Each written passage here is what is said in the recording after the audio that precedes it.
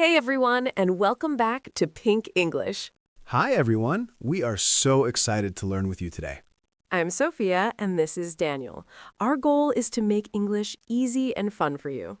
Exactly. If you enjoy our lessons, please hit the like button and subscribe. It really supports the channel.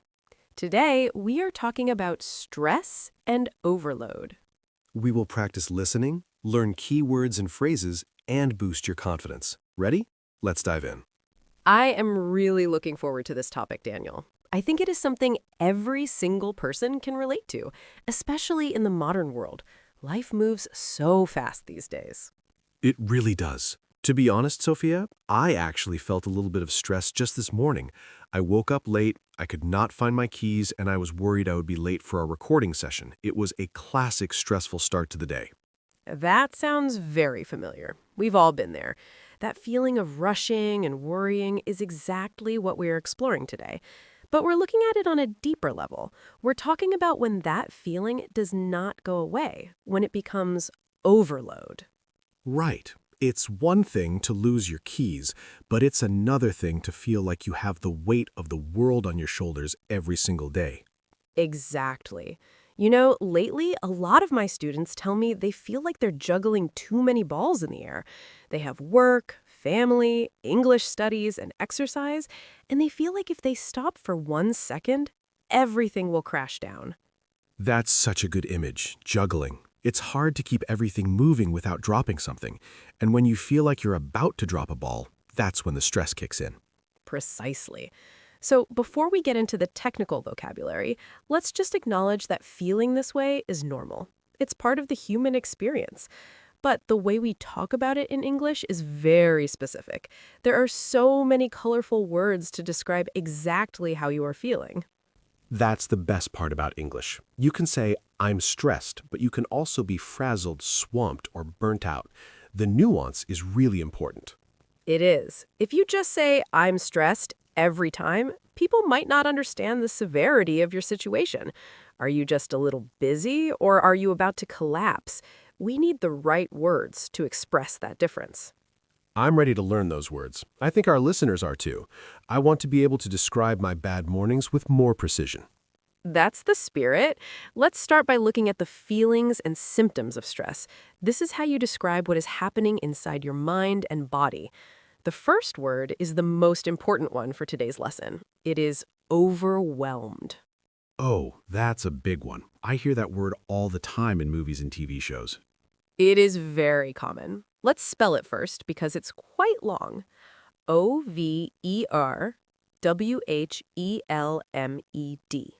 Overwhelmed. Overwhelmed. Overwhelmed. Perfect. To be overwhelmed means you have a strong emotional effect from something, usually because there is too much of it to deal with. It's like you're buried under a pile of tasks or emotions. You feel like you cannot cope. So if I have 10 exams in 1 week and I don't have enough time to study, I would say, I'm overwhelmed. Exactly. Or if you walk into a room and everyone is shouting at you at the same time, you would feel overwhelmed by the noise. It's the sensation of too much.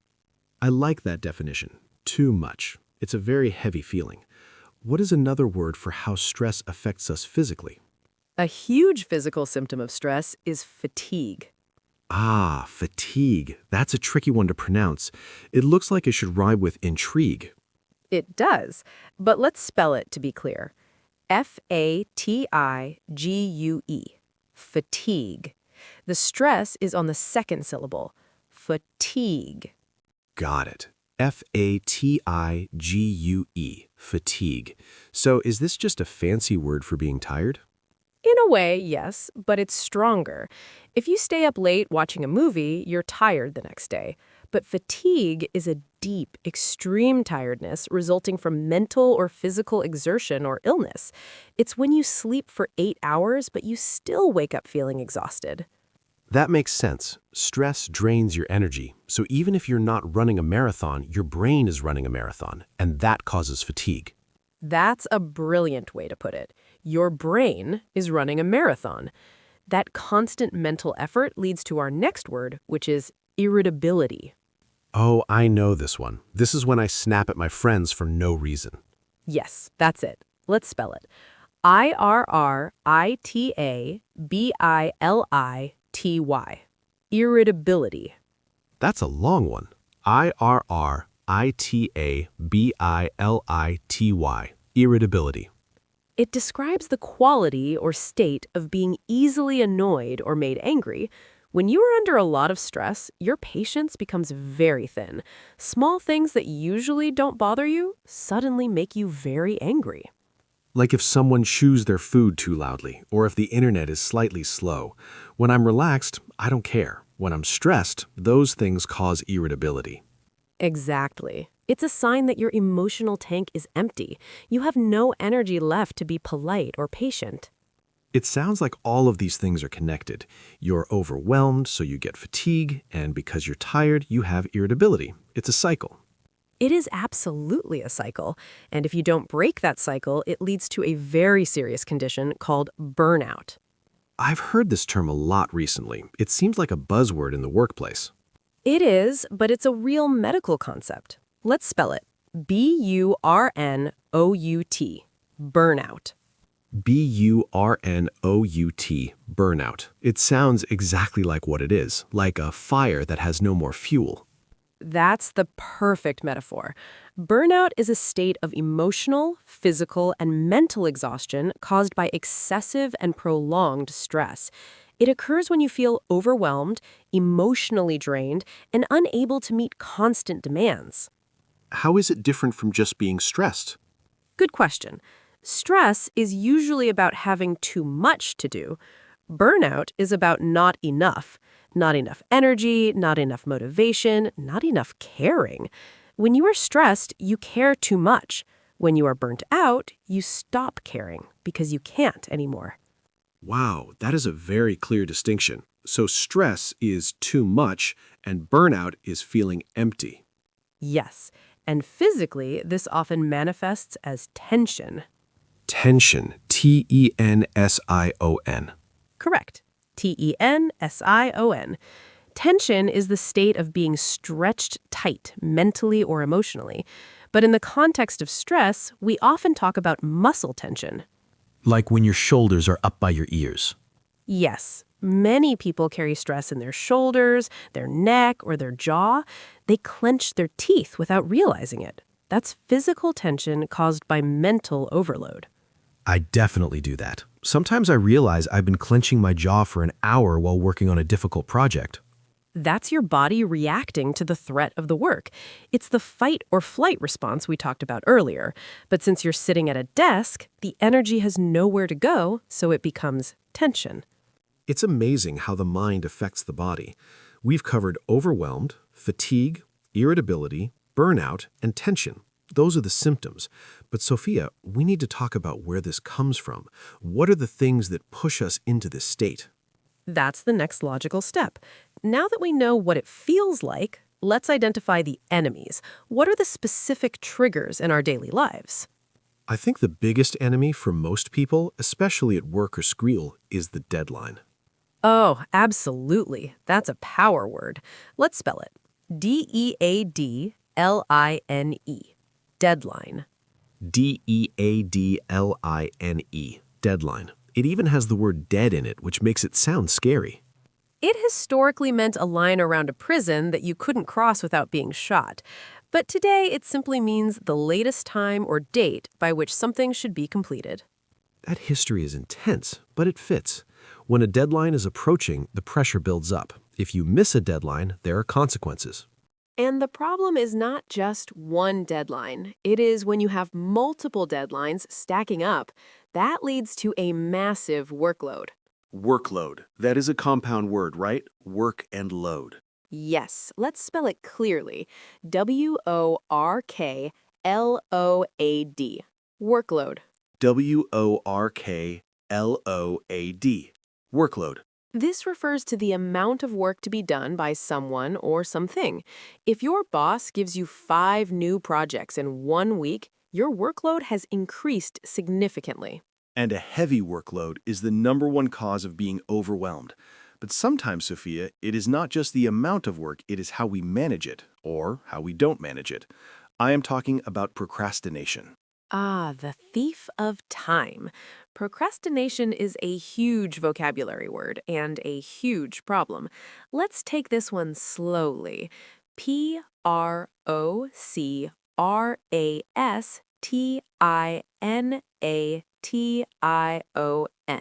Procrastination. That is a monster of a word.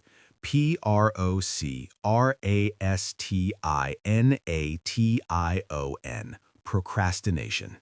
It means the action of delaying or postponing something. It's when you know you have a deadline, but you watch funny cat videos on the internet instead of working.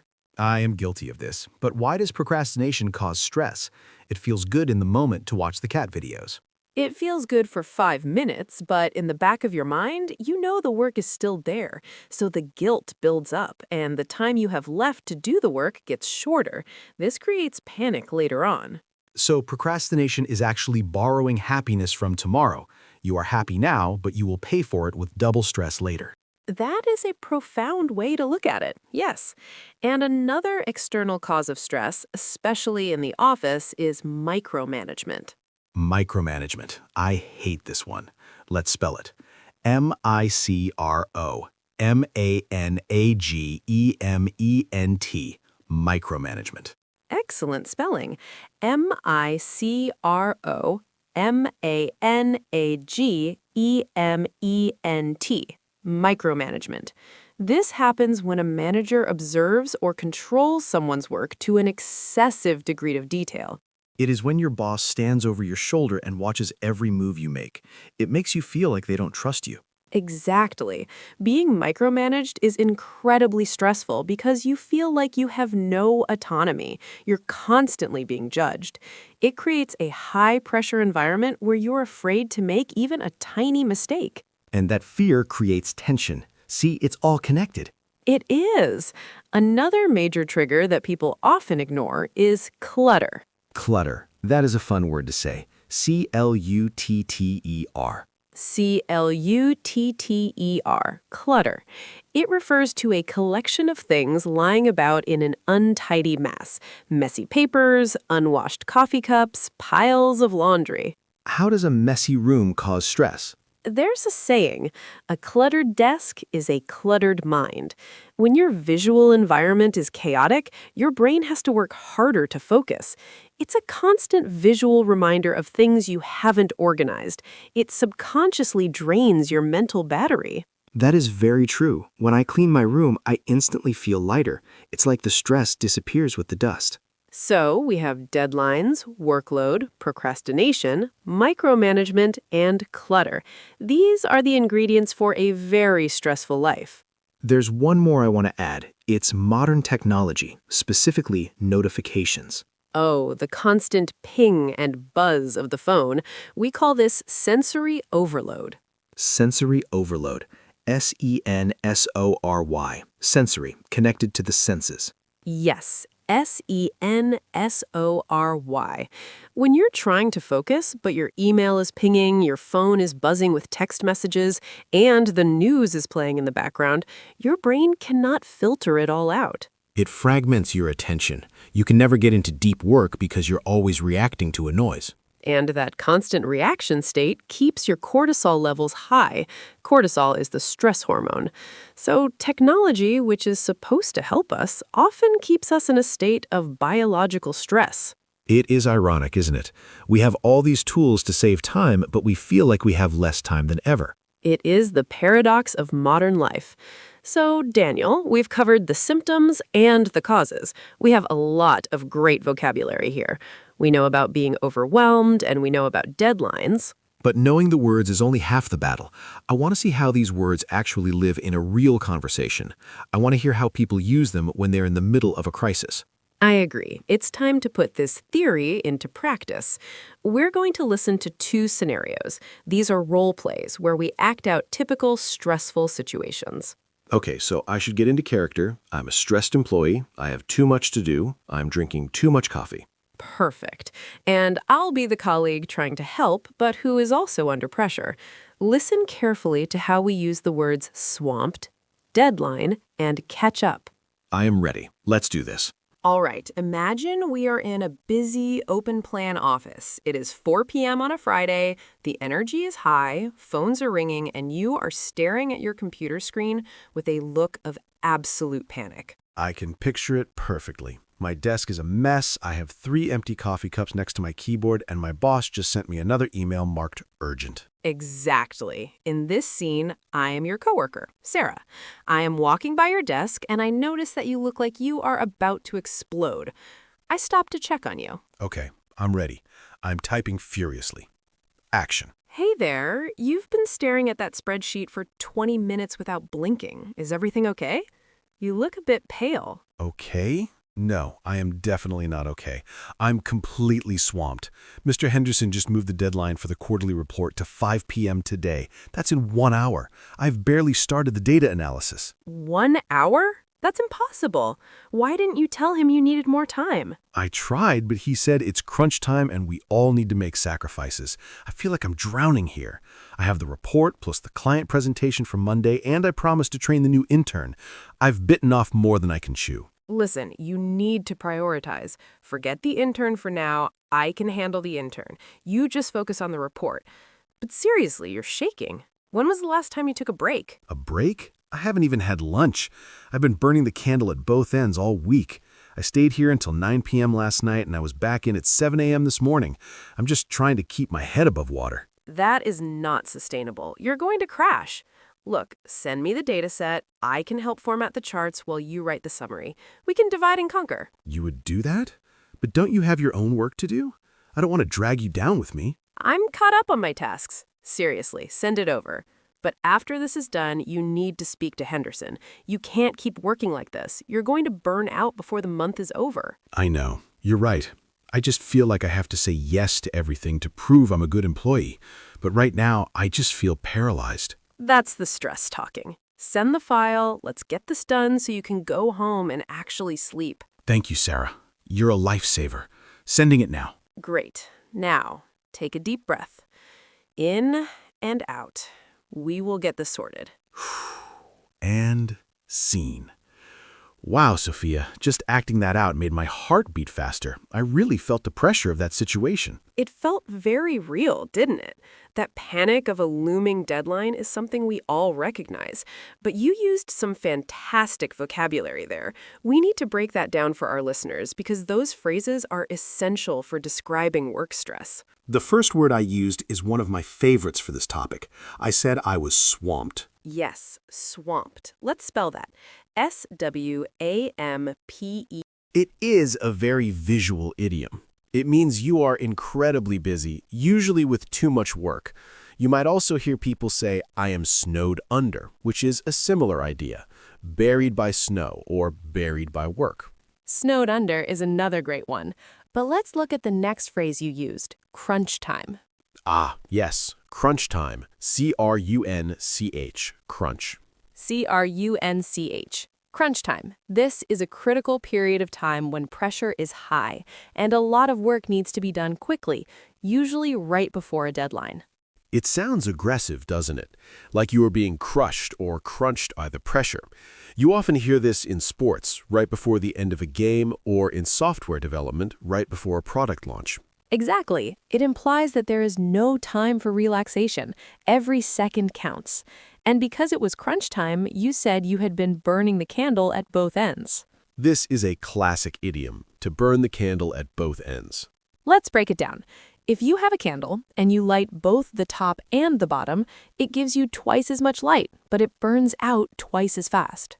That makes so much sense. So it means to work early in the morning and late at night, leaving very little time for rest. It basically means you are exhausting yourself by doing too much for too long. Precisely. It's about depleting your resources. And finally, you said, I have bitten off more than I can chew. To bite off more than you can chew. This is about eating, but applied to tasks. If you put a giant piece of steak in your mouth, you cannot chew it. You might choke. In a work context, it means you have accepted too many responsibilities or a task that is too difficult for you to handle. I think this is the most common cause of stress. We say yes to a project, yes to a meeting, yes to helping a friend, and suddenly our mouth is full and we can't breathe. That is the perfect summary. We overcommit. And that actually leads us perfectly into our second scenario. Oh, right, because stress doesn't just happen at the office, it follows us home. It certainly does. In this next role play, the dynamic is different. We are not colleagues, we are close friends. We're at a coffee shop on a Saturday morning. Okay, Saturday morning coffee. That sounds relaxing. It should be, but in this scene, I am the one who's stressed. I am playing the role of Emily. You are my friend, Mike. We're supposed to be catching up, but I'm distracted and checking my phone constantly. Got it. So I'm the relaxed friend trying to figure out why you're so tense on a weekend. Exactly. Listen for phrases like spread too thin, running on fumes, and on the verge. I am ready. I have my imaginary coffee. Action. Sorry, hold on. I just need to answer this text message for my mother. She wants to know what time I'm coming over for dinner. And oh, wait, I forgot to email the caterer for my sister's baby shower next week. I need to make a note of that. Emily, put the phone down. We've been here for 20 minutes and you haven't looked at me once. You're vibrating with anxiety. What's going on? I know, I'm sorry. It's just everything is happening at once. I have the baby shower to plan, my house is being renovated so I'm living out of a suitcase, and my dog is sick and needs medicine every 4 hours. I just feel like I'm spread too thin. That sounds exhausting. But Emily, you're not a superhero. You cannot do everything for everyone. You look like you haven't slept in a week. I haven't really. My mind just races all night. I keep making lists of things I might forget. I feel like I'm running on fumes. Honestly, if one more thing goes wrong, I think I'm going to have a meltdown.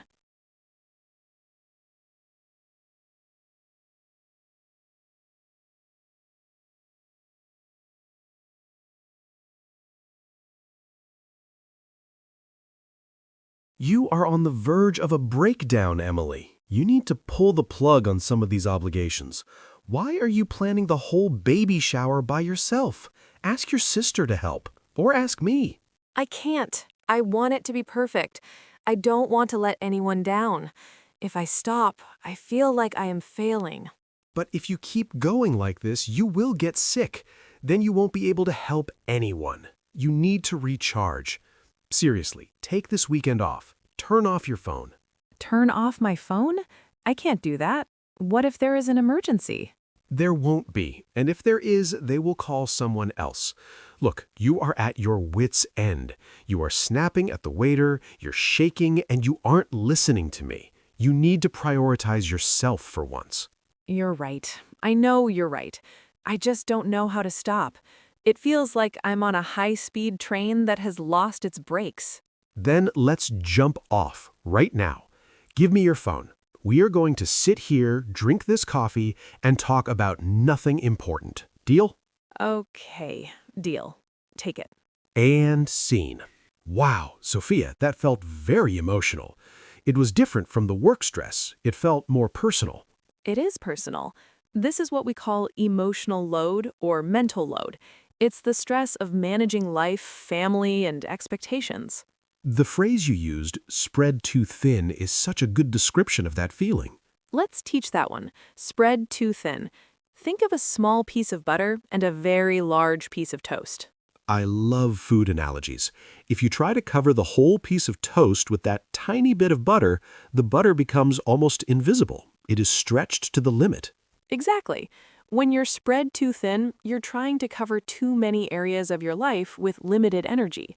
You're doing a little bit of everything, but you aren't doing any of it well, and you're disappearing in the process. That is deep, and it leads to the next phrase, running on fumes. Running on fumes. F-U-M-E-S. Fumes. F-U-M-E-S. Fumes. Fumes are the vapors or gas left over when the liquid is gone. Imagine a car. The gas tank is empty. There's no liquid fuel left. The car is moving only on the remaining vapors in the tank.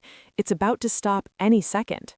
So when a person is running on fumes, they have no energy left. They are moving purely on willpower or adrenaline. It is a dangerous place to be. It is. It's the stage right before a total collapse. And in the role play, Mike said that Emily was at her wit's end. At my wit's end. W-I-T-S. Wit's end. WITS. Wit usually means intelligence or cleverness, but in this phrase, it means your mental capacity or your patience. So, to be at your wit's end means you have used up all your patience and intelligence to solve a problem, and you have nothing left. You are frustrated and helpless. Yes, it means you don't know what to do next. You're completely stuck and desperate. You often hear parents say this about difficult children. I'm at my wit's end with him. I heard that a few times growing up. Now, there was one more phrase that Mike used. He told Emily to pull the plug. To pull the plug. P-L-U-G. Plug. P-L-U-G, like the electrical cord you put in the wall. Exactly. If you pull the plug on a machine, it stops immediately. It loses power. So, metaphorically, to pull the plug means to stop an activity or a project immediately, to cancel it or end it to prevent further damage. Mike was telling Emily to cancel some of her plans, to stop the flow of energy going out. It's a strong piece of advice. Sometimes to save yourself, you have to pull the plug on things that are draining you. And that's a hard lesson to learn. We think we have to finish everything we start, but sometimes quitting is actually the healthy choice. Absolutely. And that brings us to a very important concept. We've talked about the stress, the symptoms, and the scenarios, but we need to talk about the solution. How do we fix this?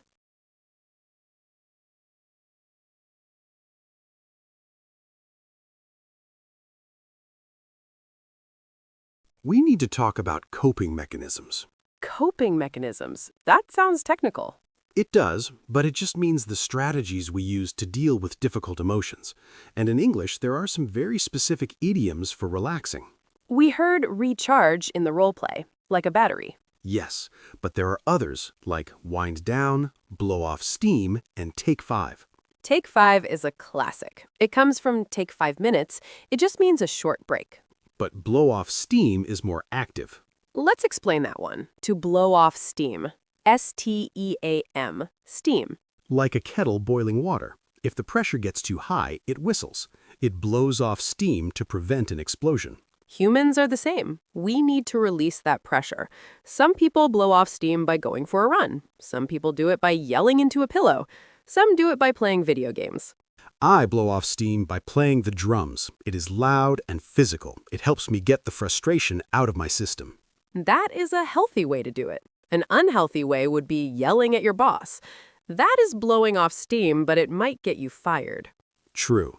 So we want to focus on healthy coping mechanisms. Another one is to unplug. This is related to pulling the plug, but it is temporary. To unplug means to disconnect from technology, to put the phone away, close the laptop, and just be present in the real world. It is getting harder and harder to do that, but it is essential for mental health. We have covered so much ground here, Daniel. We've gone from the office deadline panic to the weekend social burnout. We've learned about being swamped, burning the candle at both ends, and running on fumes. It is a lot of heavy vocabulary, but I think our listeners can handle it. These are words that describe their daily lives. I agree, but I think it is time we shift gears a little bit. We've done the role plays and we've analyzed the language. Now I want to talk about the culture of stress, because how we talk about stress varies from country to country. That is a fascinating point. In some cultures, saying, "I'm stressed," is a badge of honor. It shows you are working hard. In others, it might be seen as a weakness. Exactly. And in English-speaking cultures, particularly in the US and UK, there's a very specific social dance we do when people ask, "How are you?" Oh, the famous busy response. Yes, that's what we need to explore next. How to navigate these social conversations without oversharing, but also without lying. I'm looking forward to that. It's the difference between being polite and being real. Precisely. Shall we move on to the cultural context? Let's do it. I'm ready to learn the etiquette of exhaustion. So, the first thing to understand about the culture of stress in English-speaking countries is that it is often a competition. A competition? You mean people compete to see who is the most miserable? In a way, yes. It is a strange social phenomenon. If I tell you, I worked 50 hours this week, you might feel the need to say, oh yeah, I worked 60 hours.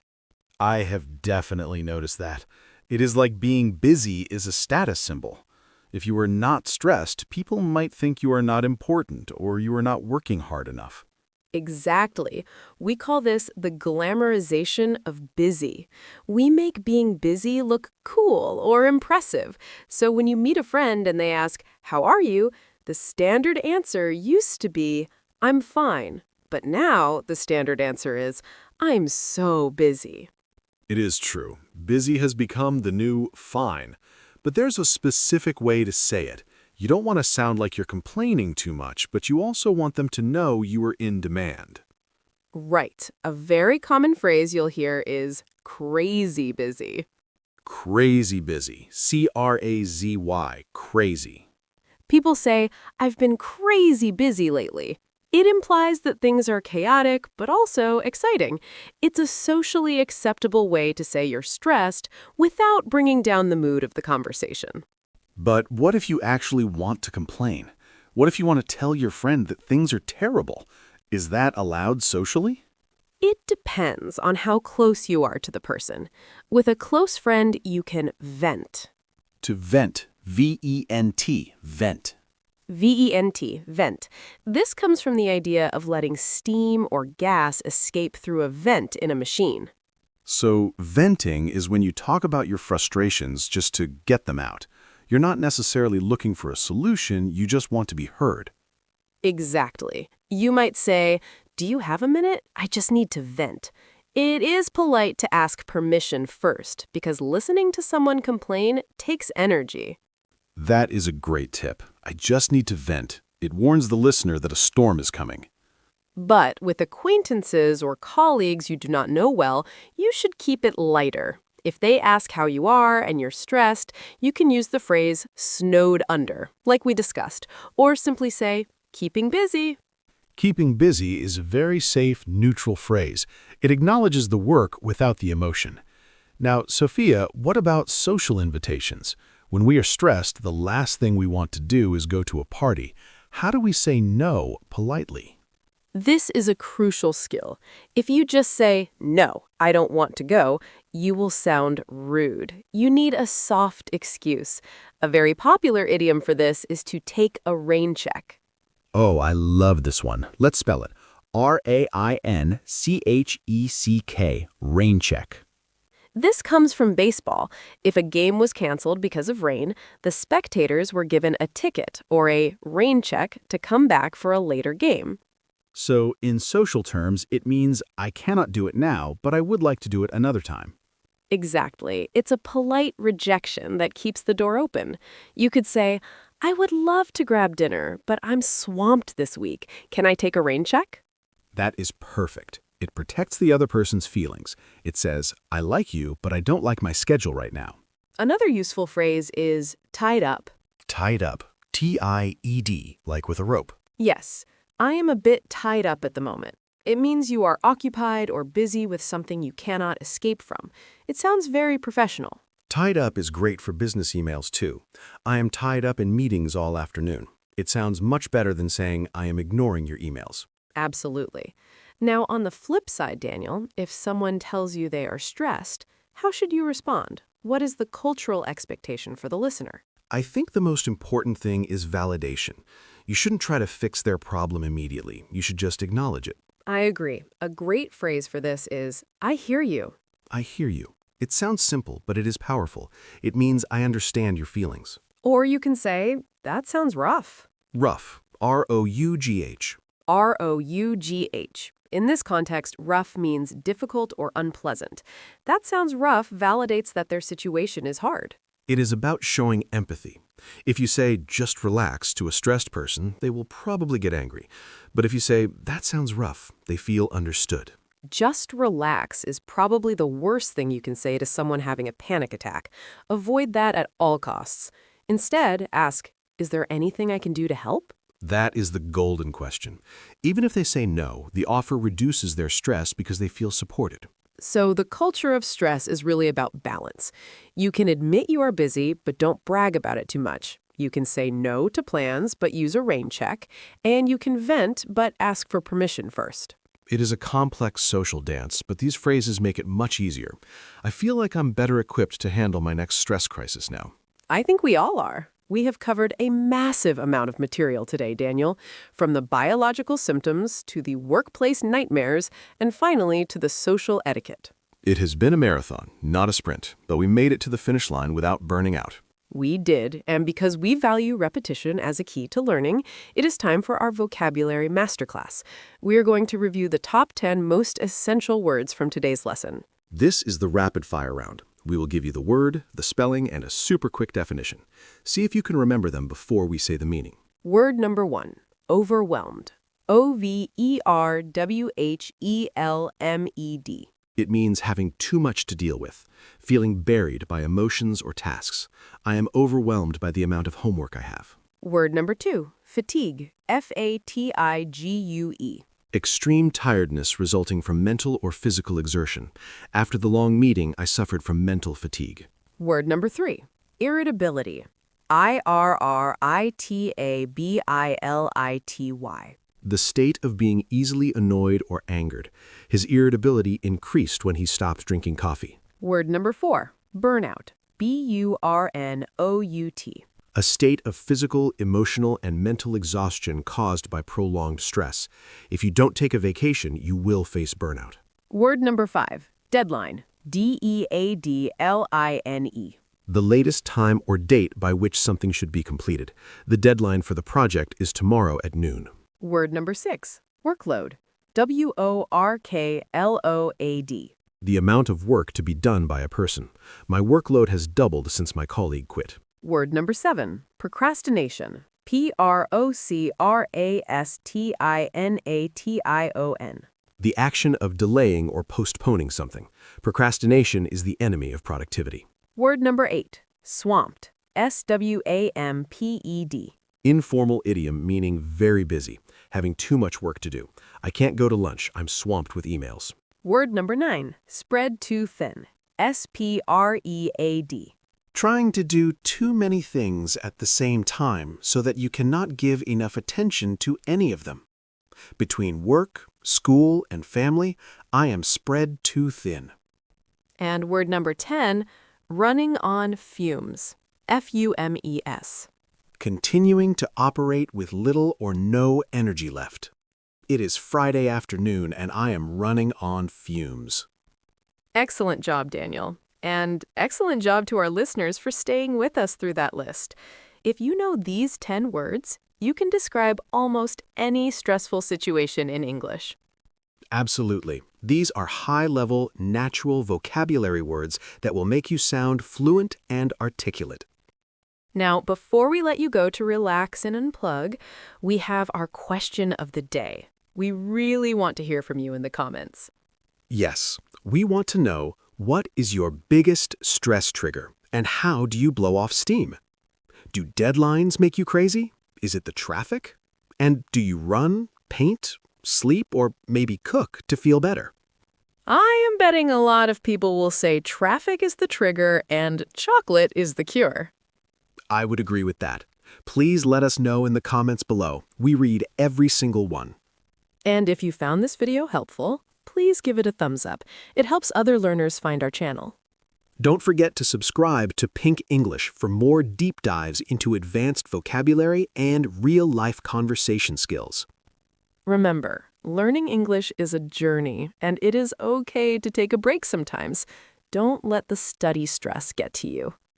Exactly. Take a rain check on the grammar exercises if you need to. I'm Sophia. And I'm Daniel. Stay calm and keep learning. Bye for now. See you next time.